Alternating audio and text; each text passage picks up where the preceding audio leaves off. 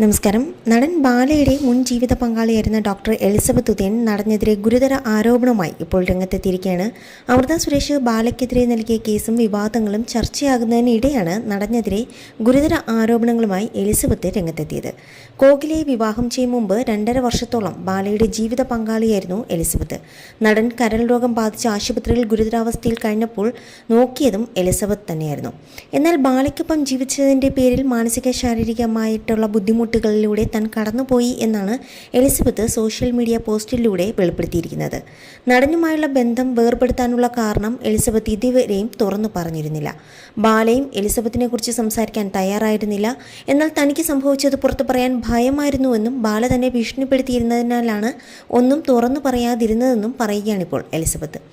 ബാല അടുത്തിടെ ഒരു തമിഴ് ഓൺലൈൻ മീഡിയയ്ക്ക് നൽകിയ അഭിമുഖത്തിൻ്റെ സ്ക്രീൻഷോട്ട് പങ്കിട്ടുകൊണ്ടായിരുന്നു എലിസബത്തിൻ്റെ കുറിപ്പ്. മാധ്യമങ്ങളുടെ മുന്നിൽ ഇത്രയും നടന്നിട്ടും പോലീസോ മറ്റാരെങ്കിലുമോ പരാതി നൽകാൻ തയ്യാറായില്ലെങ്കിൽ എനിക്കറിയില്ല.